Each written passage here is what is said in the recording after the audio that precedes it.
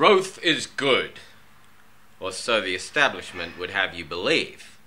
Boy, there is precious little coming out of media or government that ever tells you anything different, but that we need growth. Oh look, the economy grew by X% last year. Oh, the population's grown by X% this decade, and that this is all good and it's all absolutely necessary. It's the one and only trajectory our society can take.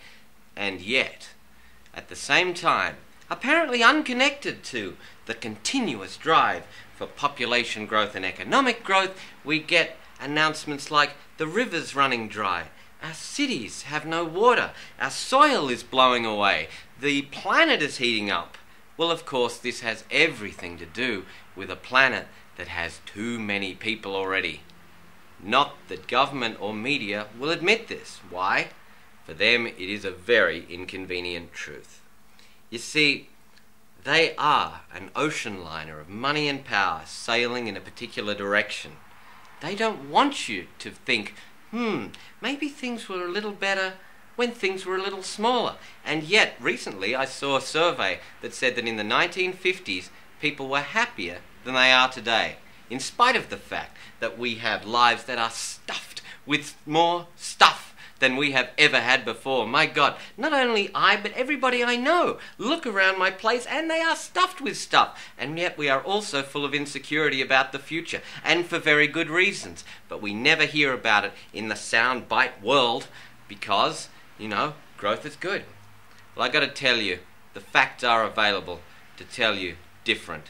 Tim Flannery, who was the Australian of the Year, has written several books, The Future Eaters, The Weather Makers, and he has no doubt that even now, Australia, this fragile continent, is overpopulated.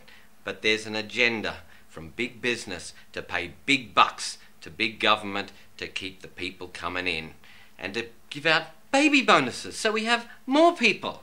And then you'll see reports that go, City Rail's not working so well. There's too many people trying to use it. There aren't enough bus services for everybody. Why is this happening? This is happening because there are too many people.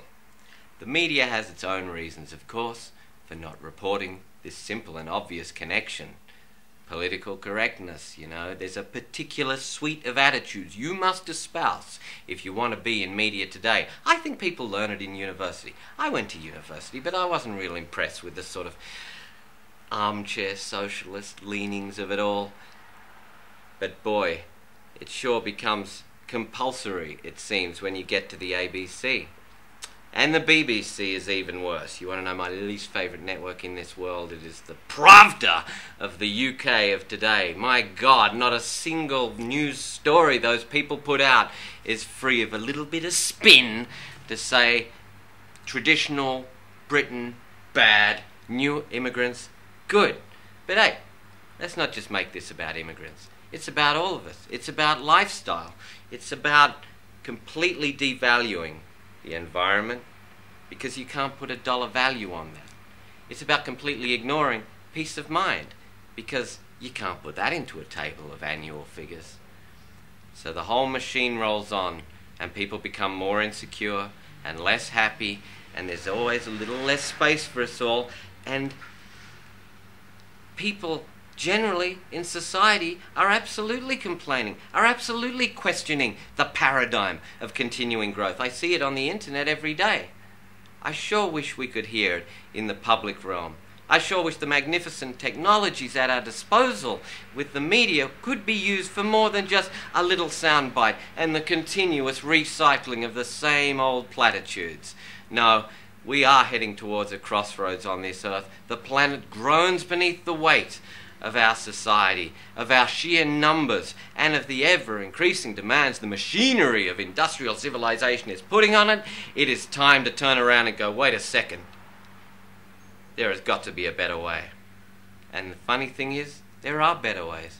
There are ways to live sustainably without throwing away all the wonderful toys of our society. There are ways to cut back immigration without being racist. But they have to be discussed first.